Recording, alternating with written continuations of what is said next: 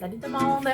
Ceci est une petite vidéo d'introduction au crochet pour que vous puissiez vous lancer puis faire un premier projet. Fait on va bien s'amuser ensemble.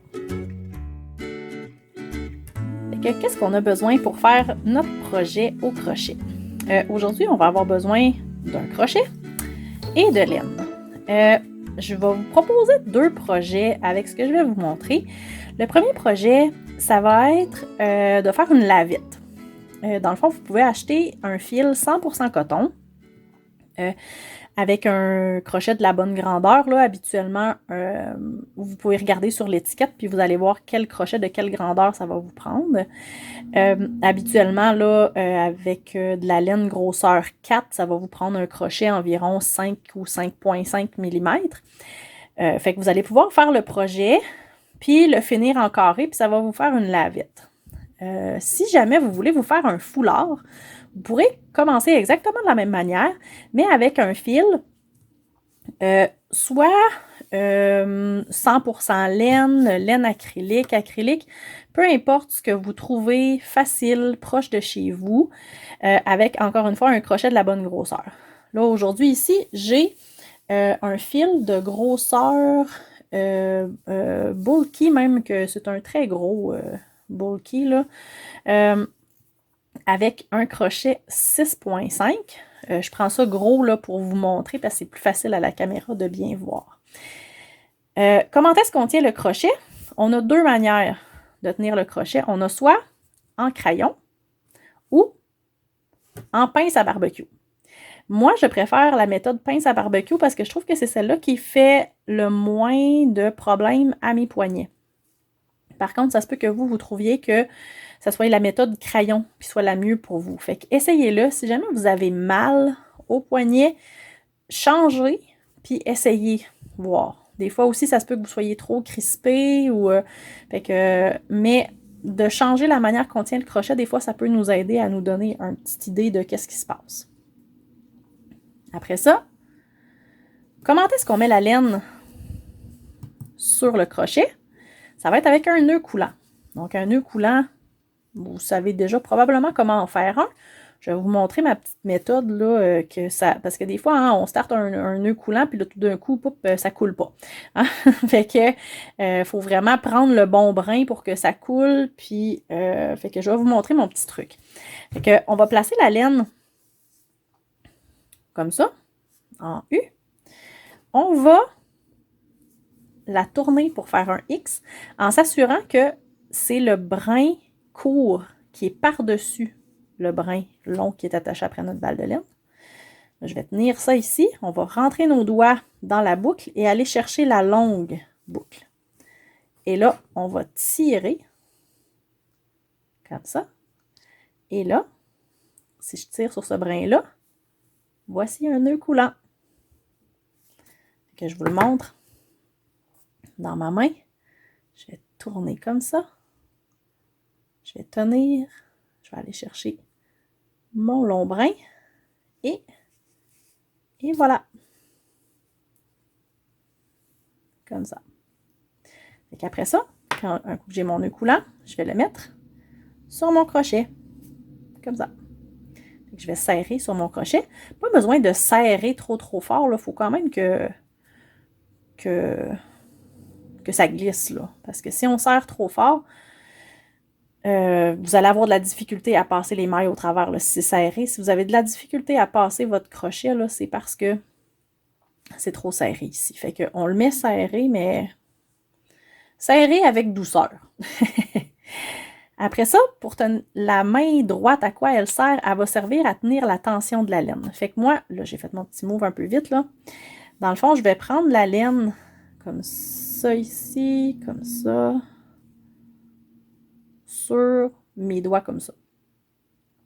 Donc, c'est comme ça que je tiens la tension avec mon index. Si jamais, puis là, c'est une question d'expérience, hein? Si c'est trop serré, si la tension est trop forte ou si c'est trop lousse, vous allez avoir différents problèmes. Si c'est trop lousse, vous allez juste voir, ça se peut que vous ayez de la difficulté là, à passer. Tu sais, là, vous voyez, là, c'est un petit peu n'importe quoi, là. OK? C'était tout lousse, puis c'est difficile. Si c'est en revanche trop serré, vous allez avoir de la difficulté à passer comme ça votre crochet. OK? Si vous avez de la difficulté à passer votre crochet dans les mailles, c'est parce que votre tension est trop serrée. Puis si votre tension est trop serrée, vous allez vous mettre à avoir mal à quelque part, c'est sûr et certain. Okay? Fait que si vous vous mettez à avoir mal au doigt de ce côté-là, c'est probablement que votre tension est trop serrée. Fait que on relaxe. Puis malheureusement, je peux pas vous dire exactement comment tenir la tension puis c'est quoi la bonne tension parce que ça va de chacun. Tu sais, comme moi, j'installe le fil comme ça sur mes doigts. Peut-être que vous allez trouver une autre méthode pour tenir le fil. Ça dépend de chaque personne. Puis pour savoir la bonne tension, ben c'est de faire des mailles. C'est un peu comme comment est-ce qu'on devient bon à conduire? C'est en accumulant du kilométrage. Ben là, c'est en accumulant des mailles que vous allez devenir de mieux en mieux pour savoir c'est quoi la bonne tension. Par contre, vous allez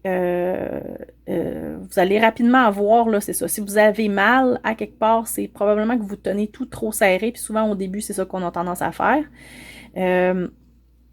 Donc, c'est ça pour la tension. Après ça, un coup que c'est là, je vais vous montrer à faire des mailles en l'air. Fait qu'on va faire ce qu'on appelle une chaînette là, de mailles en l'air. Donc, pour faire une maille en l'air, qu'est-ce qu'on fait? On va faire un jeté, c'est-à-dire qu'on va passer la laine par-dessus. Vous voyez, j'ai passé la laine par-dessus. Je l'ai exagéré, là, normalement, je ne bouge pas autant mon doigt que ça. Soit qu'on peut passer le fil comme ça par-dessus, soit qu'on peut juste passer le crochet en dessous puis accrocher la laine. Après ça, on va tourner le crochet vers soi. Pour une raison bien simple, c'est que si on le laisse par là-bas, ça se peut qu'on ne soit pas capable de passer, puis des fois, on peut perdre, comme ça, la laine. Okay?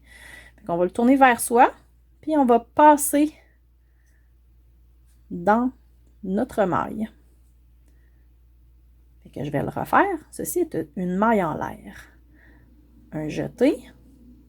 On tourne et on sort. Encore une autre maille en l'air. Un jeté. On tourne et on sort. Comment est-ce qu'on fait pour compter combien de mailles? Regardez, je vais en faire quelques-unes. Là, paniquez pas, là. Ça, c'est ma vitesse de quelqu'un que ça fait 10 ans qu'il crochette, là. Comment est-ce qu'on fait pour compter, savoir combien de mailles? Parce que souvent, les patrons vont nous dire monter 30 mailles en l'air, par exemple. Comment je fais pour compter? La maille qui est sur le crochet, là, celle-là que j'ai étirée ici, elle ne compte pas, celle-là. Okay? Celle qui est sur le crochet ne compte jamais. Après ça, on a notre nœud. Okay? Le nœud ici, là, ça compte pas non plus. Ce qu'on va compter, ça va être les V. Si on met notre chaîne comme ça, si jamais, là, vous vous retrouvez que ça a l'air de ça avec plein de petites bosses, là, ça, c'est l'envers, OK? L'endroit de ma chaînette de maille en l'air, c'est des V comme ça. Fait qu'ici, je vais compter les V. Vous voyez un V, un autre V. Fait que j'en ai 1, 2, 3, 4, 5, 6, 7, 8 et 9. Bien sûr, celle-là ne compte pas. Donc, j'ai 9 mailles. Pour faire votre projet, votre foulard, vous allez monter un nombre de mailles en l'air. Si votre laine est de grosseur 4, je vous propose de monter à peu près 25-30 mailles. 25-30 mailles en l'air. Puis après ça, ça va être votre chiffre. C'est juste important que si, admettons, vous vous dites plutôt, je vais y aller avec la longueur. Fait que comme moi, là, ce que je vais faire, là, je vais me dire, bon, ça me semble être une longueur pas pire pour un foulard, par exemple, si je me dis que je veux me faire un foulard. Mais là, c'est juste que je fais mon nombre, puis là, je vais les compter. 1, 2, 3, 4, 5, 6, 7, 8, 9, 10, 11, 12, 13, 14, 15, 16, 17, 18. OK? Là, moi, j'aime ça les chiffres ronds. Fait que 19, je vais en faire 20. Donc, j'ai mes 20 mailles. Fait que là, ça va. Le chiffre qu'il va falloir que je garde toujours en tête, c'est qu'il va falloir que je revienne toujours à mes 20 mailles. Si jamais à la fin de mon rang, à la fin d'un rang, ça va toujours être mieux de compter les mailles à la fin du rang. Parce que si jamais vous vous retrouvez à la fin d'un rang puis que vous avez 19 mailles, ben là, vous savez que vous en avez perdu une. Ou si jamais vous en avez 21, ben là, vous savez que vous en avez créé une en vous en allant. Donc, quand vous avez votre chiffre, qui peut être un chiffre rond ou pas, dépendant de à quel point vous aimez les chiffres ronds ou pas, vous allez faire une maille en l'air de plus. Donc là, moi, je voulais avoir 20 mailles, j'en fais 21. Okay? Fait que si vous voulez faire, si votre laine est plus petite, ça se peut que 30, ça soit un peu plus, un chiffre qui fit un peu plus. Faites-en 31. Parce que quand on va repartir, parce que là, je suis partie dans ce sens-là, quand on va partir, après ça, normalement, le crochet, là, on va le partir sur l'autre sens. OK? Pour faire mon premier rang. Quand on va repartir, on ne va pas repartir dans la première maille. OK? On va aller dans la deuxième. Parce que si on retournait dans la première, là, on retournerait au même endroit où est-ce que notre laine passe. Fait que ça marche comme pas vraiment. Fait qu'il faut sauter une maille. Fait que c'est pour ça que pour pouvoir avoir 20 mailles, je vais en avoir monté 21 parce que je saute la première. Okay? Et là, je vais vous montrer la maille serrée. Puis à partir de maintenant, c'est tout ce qu'on va faire. Fait que là, vous savez comment mettre la laine sur le crochet. Vous savez comment faire des mailles en l'air. Là, je vous montre la maille serrée. La maille serrée, quand on la travaille dans une chaînette, on va la travailler. Puis là, c'est tantôt ma chaînette, là, quand je comptais, je la mettais comme ça. Mais quand on la travaille, on la met à l'horizontale. On va aller travailler dans... J'ai enlevé mon crochet. Dans la patte du haut du V. Okay? Parce que là, mes V sont couchés sur le côté, là. Fait que ça va être dans cette patte-là ici qu'on va aller travailler. Il y a d'autres méthodes pour travailler dans une chaîne, mais celle-là, c'est la plus facile. Fait qu'on va toujours aller dans ça ici, comme ça. OK? Fait que là, je vous disais, j'ai monté mon nombre de mailles plus 1. Fait que je vais commencer dans la deuxième. Donc là, j'ai une ici, deuxième. Je vais dans la deuxième, puis je vais aller dans la patte du haut ici, comme ça. Je vais faire un jeté. Je vais ramener de ce côté-ci. Fait que là, j'ai 2 mailles sur mon crochet. Qu'est-ce que je fais à partir de là? Je fais un jeté et je passe à travers les 2 mailles. Vous avez fait une maille serrée. Fait qu'après ça, la prochaine, où est-ce qu'on va? Est-ce que je retourne ici? Non, parce que si je retourne dans le trou qu'on voit ici, j'ai déjà une maille dedans, fait que je vais faire une augmentation. Là, je ne veux pas faire d'augmentation, là, je veux quelque chose de carré ou rectangle. Donc, on va aller dans celle-là ici. On rentre, on fait un jeté, on ramène, on fait un jeté et on passe à travers les 2. Après ça, on va aller dans la prochaine. On fait un jeté, on ramène, on a 2 mailles, on fait un jeté, on passe à travers. Fait que c'est ça. Une maille serrée, là, c'est toutes ces étapes-là. La maille serrée, c'est je rentre, je fais un jeté, je ramène, je fais un jeté, je passe à travers 2. Ceci est une maille serrée. Fait que vous allez faire des mailles serrées comme ça. Ici. Juste qu'à la fin de la chaîne, là, je vais accélérer le processus un peu. Fait que là, paniquez pas encore une fois, là. Là, je vais vous le remontrer. Je vais dérouler un petit peu de laine, là. Je vais vous le remontrer, là. OK. Avec les dernières, là. C'est juste que me regarder crocheter pendant très, très, très longtemps. Ça risque de ne pas être super intéressant si je le fais très lentement. Parce qu'à un moment donné, vous allez avoir compris le principe aussi.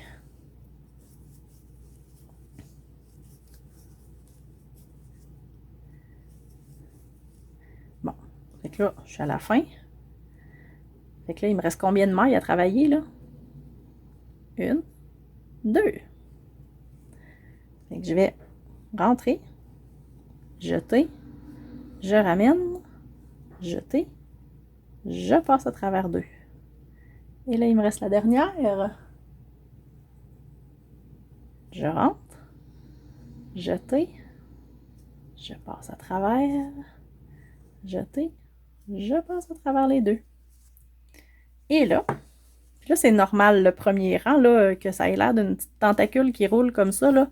C'est complètement normal si ça ressemble à ça. Vous pouvez la dérouler. Fait que là, comment je fais pour compter mes mailles? Ah, est-ce qu'on reconnaît un peu quelque chose ici?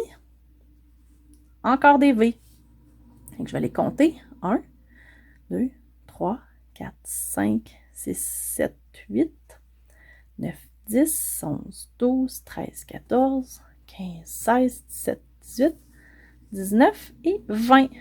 Celle-là ici, là, sur le bout qui est comme ronde, elle compte pas parce que c'est celle-là que j'ai faite en supplémentaire. Fait qu'on arrête de compter ici. Hey, on a fini un premier rang. Fait que si vous n'avez pas fini votre premier rang, vous pouvez mettre la vidéo sur pause, finir votre rang. Puis, on repart avec le prochain rang.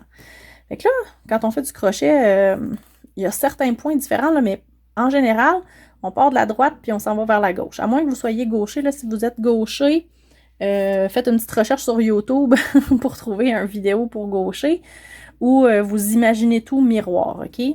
Mais là, je parle au droitier. On part de la droite, on s'en va vers la gauche. Fait que là, ben, si après ça, je veux repartir de la droite puis m'en aller vers la gauche, qu'est-ce que je fais? Ça sera pas trop compliqué. Je vais tourner mon ouvrage. Et là, je vais crocheter. Avant de tourner, je vais faire une maille en l'air. Fait que tous mes rangs, à partir de maintenant, vont tout le temps commencer par seulement une maille en l'air. Au début, on en a fait, là dans mon cas, j'en ai fait 20. Vous en avez peut-être fait 30 ou 25 ou 40 si vous êtes bien motivé. Là, moi j'en ai 20. Mais là, c'est pas 20 que je vais faire. Ça va être une seule maille en l'air.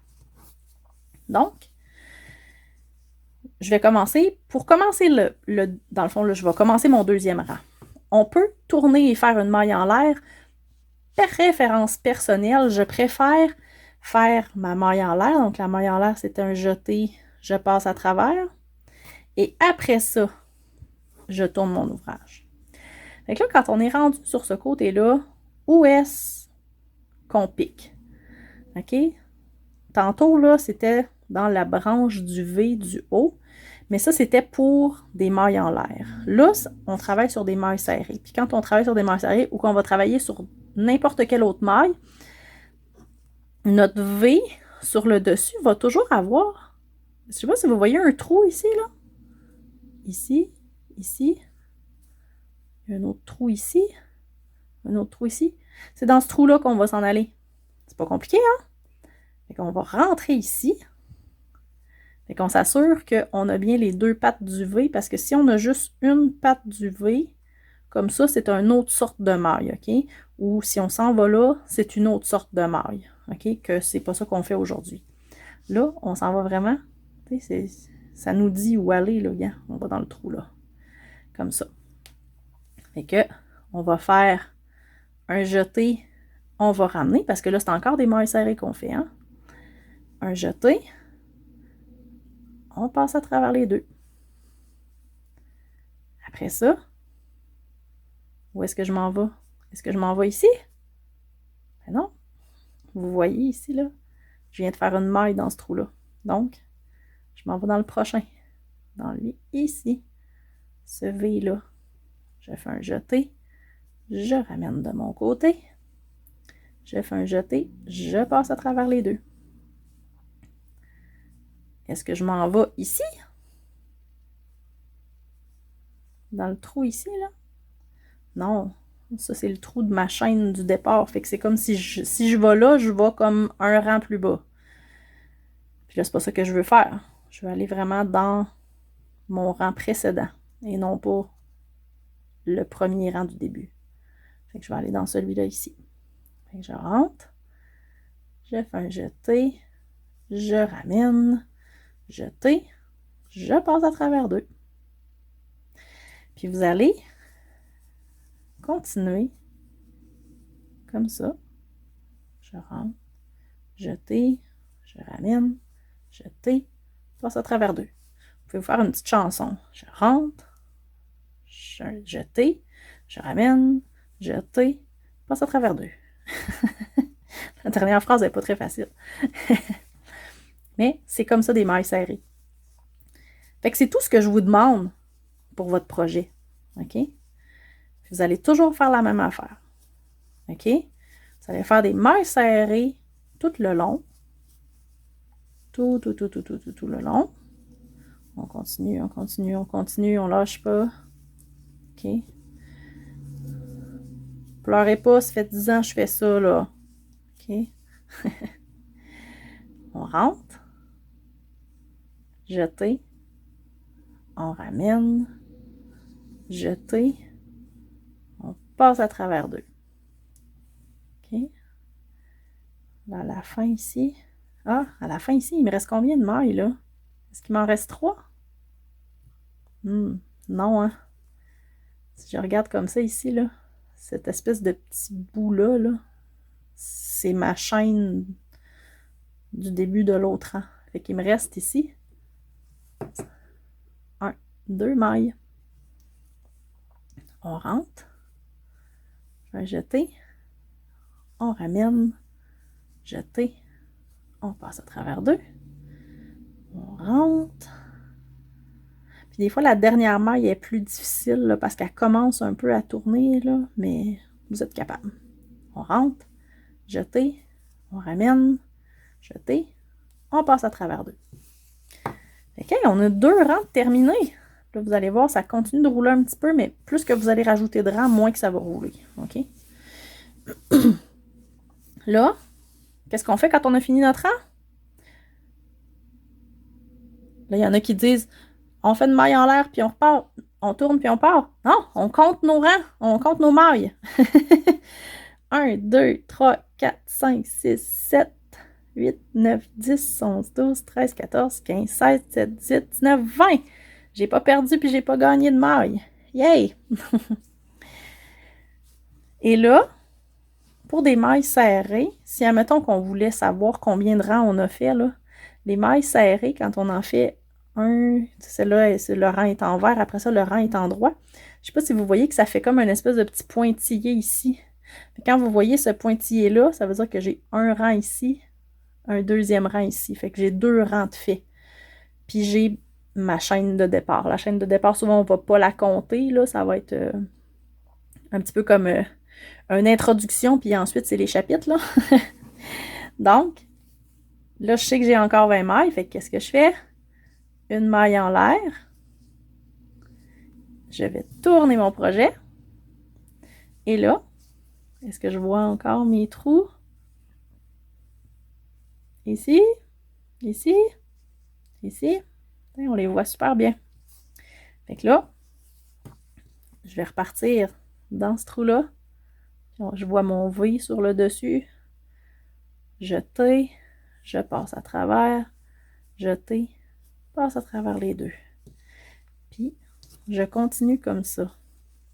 Si jamais vous faites une lavette, continuez comme ça jusqu'à temps d'avoir un carré. Quand vous finissez, vous prenez une aiguille à laine. C'est une aiguille qui a le bout rond. C'est plate, j'en ai pas proche de moi, mais c'est une aiguille qui a le bout rond. Puis vous allez faufiler votre fil à travers les mailles. Puis vous allez couper l'excédent. C'est comme ça, votre fil il va être caché à travers de votre projet. À la fin, vous faites la même chose. Vous passez souvent à la fin, là, ce que j'aime faire, c'est passer le fil à travers, puis tirer, ça va vous faire un petit nœud. Puis là, après ça, le bout de fil rentrez-le à travers. Je vais l'enlever. Puis, donc c'est ça. Fait que vous faites votre carré, vous rentrez vos 2 fils, votre lavette est prête à utiliser. Si jamais vous faites un foulard, vous le finissez, vous rentrez les fils. Après ça, vous allez le laver. Donc, vous allez, en faisant très attention si jamais il y a de la laine, pour ne pas faire de choc thermique. Donc, de l'eau très chaude, de l'eau très froide, brasser, frotter. On ne fait pas ça avec de la laine parce que sinon, vous allez vous retrouver avec un foulard feutré. OK? S'il y a vraiment un contenu de laine qui n'est pas super wash, OK? C'est de la laine pure. Vous faites très attention, vous lavez ça délicatement, vous faites tremper ça dans un petit bain. Si jamais c'est de l'acrylique, vous pouvez le laver sans problème. Puis après ça, vous allez étendre votre foulard et le laisser sécher à plat. Puis ça va faire ce qu'on appelle un blocage. Donc, ça va faire que vos mailles vont toutes se sécher puis se relaxer. Puis votre foulard, il va sécher dans une forme de foulard rectangulaire. Donc, c'est pas hyper important de bloquer un foulard rectangulaire comme ça, là, parce qu'il tomberait aussi bien sans le faire. Mais si jamais vous vous lancez à faire des plus gros projets, le blocage, souvent, ça peut nous aider à mettre la forme finale du projet. Donc, je vais juste vous montrer, je vais finir ce rang-là, mais je suis sûre que vous êtes déjà super bien partis pour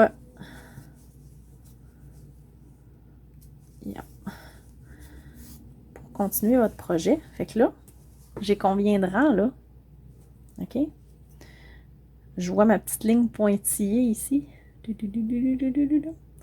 qui me dit que j'ai un rang, 2 rangs, puis j'ai un 3e rang ici, puis après ça, j'ai ma chaîne du départ. Fait que j'ai 3 rangs.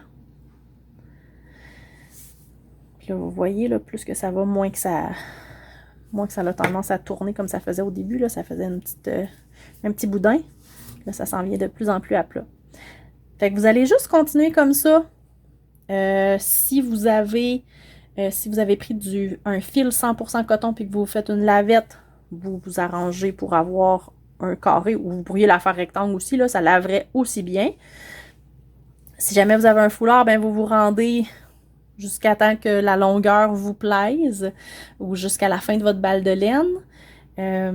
Si jamais vous manquez de laine en cours de route, souvent c'est plus facile en début de rang, là, fait qu'arrangez-vous pour être au début d'un rang, puis admettons que je serais à la fin de mon rang, puis que là j'aurais manqué de laine, que j'aurais juste un petit bout, mais après ça, j'aurais juste à prendre un autre bout de laine, puis ben faire la même chose, partir avec ça. Je vais prendre un autre bout ici. Tiens, je vais le partir comme ça. Hop. Puis après ça, on va, par exemple, je vais tout mêler. Ça ici. OK. Je vais aller partir comme ça. Puis faire mes mailles serrées. Puis là, vous pouvez vous faire un petit nœud, puis après ça, cacher vos fils.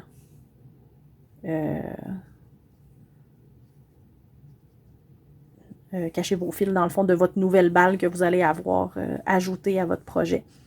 Puis si vous êtes super aventureux puis que vous avez envie de faire un foulard rayé, bien, vous pouvez faire quelques rangs, puis joindre comme ça une nouvelle couleur, quelques rangs, joindre une nouvelle couleur, quelques rangs. Puis vous pouvez avoir un beau foulard rayé avec le nombre de couleurs que vous voulez. Fait que j'espère que ça vous a aidé. Fait que c'est vraiment une très, très, très, très, très introduction. Mais j'aime ça que mes personnes débutantes aient au moins fait un premier projet. Fait que comme ça, vous allez, à la fin, là, imaginer là, le nombre de mailles que vous allez avoir fait si vous avez décidé de vous faire un foulard. Là. Imaginez comment est-ce que vous allez être bon pour savoir la tension puis tout ça. Là. Vous allez en avoir fait des mailles. Donc, vous allez être tous super bons et bonnes pour faire des mailles, pour avoir une bonne tension. Puis après ça, vous allez pouvoir vous lancer dans des projets plus compliqués. Fait que vous pouvez m'écrire un commentaire là, si jamais vous avez envie d'apprendre autre chose, peut-être d'apprendre à débuter un projet en rond pour faire une tuque. Ça pourrait peut-être être un prochain vidéo que je pourrais vous faire. Fait que j'espère que ça vous a aidé. Puis si jamais vous avez des questions, ben n'hésitez pas à m'écrire. Bye!